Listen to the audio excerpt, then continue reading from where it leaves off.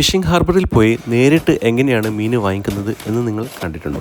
ഇല്ലെങ്കിൽ ഈ വീഡിയോ നിങ്ങൾ മുഴുവനായി കണ്ടോളൂ. അവിടെ ഒരു ദിവസം നടക്കുന്ന ചില കാര്യങ്ങൾ നിങ്ങളുടെ അറിവിലേക്കായി ഷെയർ ചെയ്യുന്നു.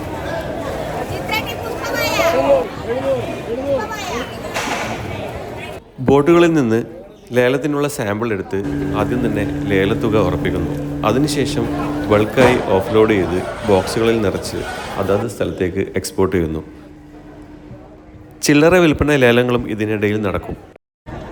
തീരത്ത് നിന്ന് കടലിലേക്ക് 1 കിലോമീറ്ററിനുള്ളിൽ സഞ്ചരിക്കുന്ന ചെറിയ വള്ളങ്ങൾ, കട്ടമരം, ചെറുബോട്ടുകൾ എന്നിവ ദയവ് ചെയ്ത് കടലിലേക്ക് പോകാൻ പാടില്ല എന്നുള്ള കാര്യം അറിയിക്കുകയാണ്.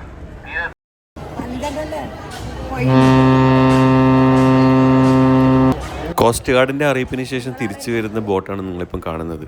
ഈ കള്ളക്കടൽ എന്ന് പറയുന്നത് പൊതുവേ കടൽ സാലൻ്റ് ആയിരിക്കും.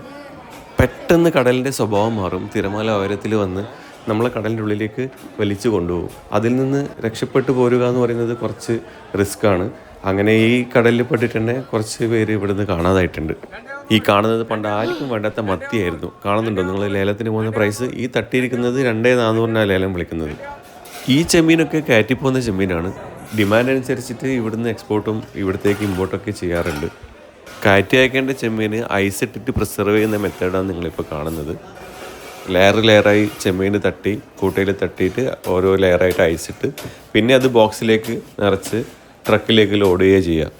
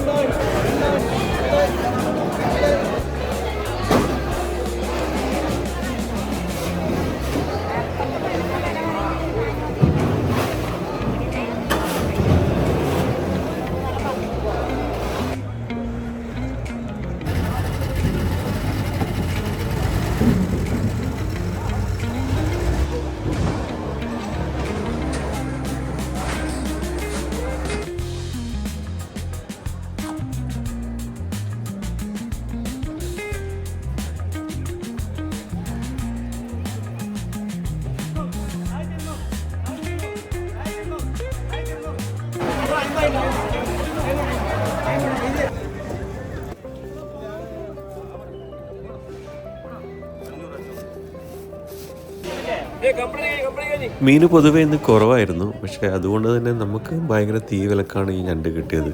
500 രൂപ കൊടുക്കേണ്ടി വന്നു. സാധാരണ ഈ ജെട്ടിയിൽ പോയി വാങ്ങിക്കുമ്പോൾ ഇത്രയും വില കൊടുക്കേണ്ടി വരാറില്ല. നിങ്ങൾ മീൻ വാങ്ങിക്കാൻ വരുമ്പോൾ ക്യാഷ് കയ്യിൽ കരുതുന്നതായിരിക്കും ഏറ്റവും നല്ലത്. എല്ലാവരുടെ കയ്യിലും ഈ UPI പേയ്മെൻ്റ് ഒന്നും ഉണ്ടാവാൻ സാധ്യത.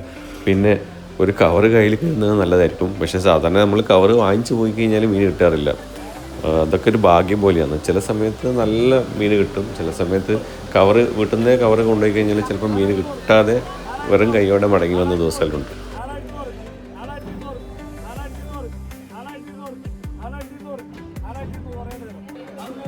ഇന്ന് പൊതുവേ മീനിന് ഭയങ്കര തീ വിലയായിരുന്നു. കാരണം കള്ളക്കടൽ പ്രതിഭാസമുള്ളതുകൊണ്ട് ചെറിയ ബോട്ടുകളൊക്കെ പിന്നെ കോസ്റ്റ് ഗാർഡ് വന്ന് തിരിച്ചു വിളിച്ചു.